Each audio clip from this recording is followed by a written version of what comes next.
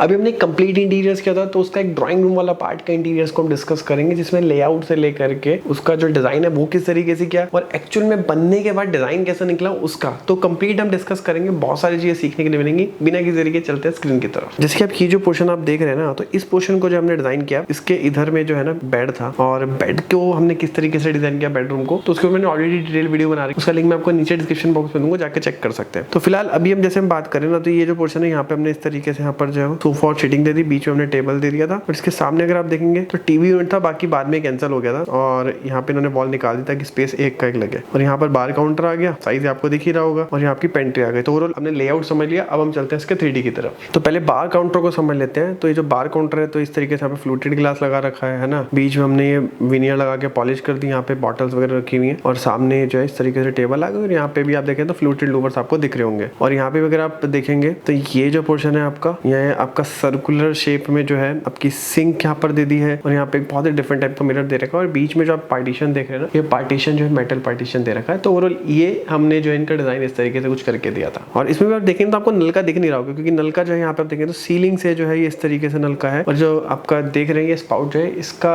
जो कॉस्ट है लगभग 1 लाख रुपीज के अराउंड था। तो हालांकि बाद में कुछ बजट के इश्यू के सामने लगाया नहीं था इसको, तो पहले क्लाइंट का था कि रिक्वायरमेंट में लगाना, लेकिन बाद में आते आते बजट बहुत ज्यादा उनका हो गया था, तो इस वजह से बाद में हटा दिया था। तो ये मैंने आपको समझा दिया। अब हम चलते हैं जो सोफा वाला पार्ट था उसकी तरफ। तो यहाँ पे आप देखेंगे तो यहाँ पर आपका ट्रैक लाइट यहाँ पर यूज कर रखा है, क्योंकि पहले बेसिकली मैग्नेटिक ट्रैक हमने इनको बोला था, लेकिन उन्होंने डिजाइन में ट्रैक लाइट यूज करवाया, लेकिन फिर ओवरऑल जब डिजाइन हो तो बीच में फिर उन्होंने मैग्नेटिक ट्रैक इसमें करवा दिया था। तो यहाँ पे आप देखेंगे तो ये आपकी इस तरीके से कोव आ गई एल शेप में। यहाँ पर अगर आप देखेंगे तो ये आप HDHMR में क्रिएट हो रखा है, इसके ऊपर आपका डीको पेंट हो रखा है। तो ये आप देखेंगे तो कर्वी टाइप के पैनल है, और यहाँ पर आप देखेंगे तो बीच में आपका जो है ये आपका काइंड ऑफ टेक्सचर हो गया, डबल कलर में एक एंटीक कलर हो गया बेसिकली। और ये जो आप वॉल पे जो आप डिजाइन देख रहे हैं, तो इसी का ही जो छोटा पैटर्न है यहाँ पर हमने कंसोल बना के कर दिया, और यहाँ पे इस तरीके से सोफा की सीटिंग आ गई। हालांकि अभी जो 3D आप डिजाइन देख रहे हो और एक्चुअल डिजाइन वगैरह देखेंगे तो कुछ चेंजेस इन्होंने बाद में करवा दिया था, लेकिन डिजाइनिंग किस तरीके से होता है, हालांकि इसी से इंस्पायर्ड है, थोड़ा बहुत चेंजेस आपको मिलेगा। तो अब हम चलते हैं एक्चुअल फोटो की तरफ कि बनने के बाद जो डिजाइन है किस तरीके से निकला। तो सबसे पहले सीलिंग के बारे में बात कर लो। सीलिंग तो आपको ऑलरेडी सेम दिख रही होगी, पीछे में जो आपको दिख रहा था, तो उस तरीके से बनाने के बजाय इन्होंने आप देखेंगे तो ये इस तरीके से ये स्नेक पैटर्न में जो लूवर थे, तो अगर मैं जूम करके दिखाऊं, जैसे स्नेक की खाल होती है ना, उस टाइप की जो है वो इनके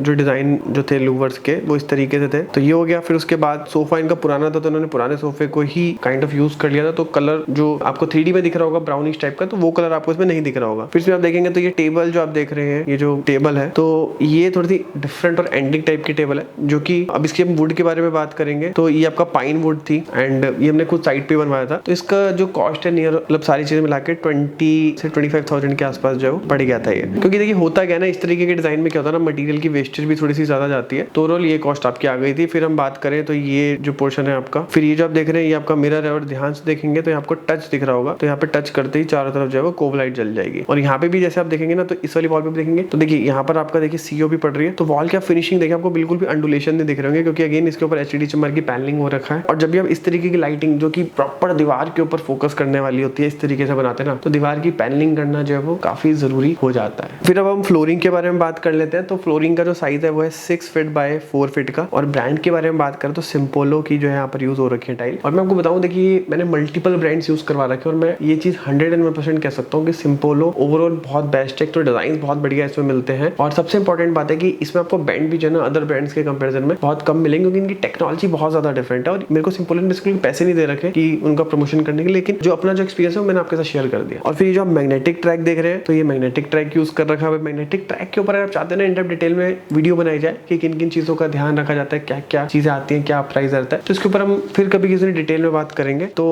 अभी आप ये समझ लीजिए मैग्नेटिक ट्रैक का यहाँ पर यूज हो रखा है, और बीच में अगर देखेंगे तो ये शैंडलियर यूज हो रखा है, और यहाँ पर फैन, यहाँ पर इधर उधर 2 फैन यहाँ पर यूज कर रखे हैं। फिर इसमें अगर हम बात करें इसके सामने वाली वॉल पे, तो ये बेसिकली कस्टमाइज वॉलपेपर का यूज हम यहाँ पर कर रखा है, जिसका प्राइस लगभग 100 से लेकर के 150 रुपीज स्क्वायर फीट के बीच में आपको पड़ सकता है। और इसमें भी देखिए जब वॉलपेपर के भी पैटर्न्स को सिलेक्ट करा जाता है ना, तो मल्टीपल चीजें देखी जाती है। तो इसमें हमने जानबूझ के इस तरीके का पैटर्न जो है वो सिलेक्ट किया था, क्योंकि अगर यही पैटर्न अगर नीचे से उठता तो काफी सारा जो पैटर्न है वो नीचे ही छुप जाता, तो प्रॉपर डिजाइन जो है वो दिखता ही ना। तो इसलिए जो है हमने इसको जो है इस तरीके से पैटर्न करा कि ऊपर से स्टार्ट हो, तो पूरा जो पत्ती है आपको एक पत्ती निकल के आ रही है, क्योंकि यही पत्ती अगर नीचे से रिवर्सल हो जाती तो डिजाइन थोड़ा सा कट जाता। और फिर अगर डोर की अगर हम बात करें तो डोर भी अगर आप देखेंगे तो इस तरीके से हमें बीच में एक बॉक्स आ गया सॉलिड, और ये वर्टिकल लूवर यहाँ पर जिसके ऊपर पॉलिश यहाँ पर इजिली हो रखी है। अब इसमें एक चीज मैं आपको बताता हूँ, देखिए अगर आप इसमें बड़े हैंडल्स यूज यूज करना चाहते हैं मतलब डोर में, हालांकि हमारा पहले से डिसाइड था कि मैं बहुत बड़े हैंडल जो है वो नहीं यूज करने हैं, तो इसलिए यहाँ पर हमने ना एक स्पेस का रिस्ट्रिक्शन दे दिया। लेकिन अगर आपको मान लिया बड़े साइज देने हैं तो फिर आपको डिजाइन जो है वो उस तरीके से ही रखना पड़ता है। तो कुछ चीजें हैं जो कि अगर आपको स्पेसिफिक चाहिए ही चाहिए तो वो चीज आपको अपने डिजाइनर को ऑलरेडी पहले से बता दें ताकि वो सब चीजों का ध्यान वो पहले से प्रोविजन में रखें। फिर ये जो आप यहाँ पे देख रहे हो तो यहाँ पे आपका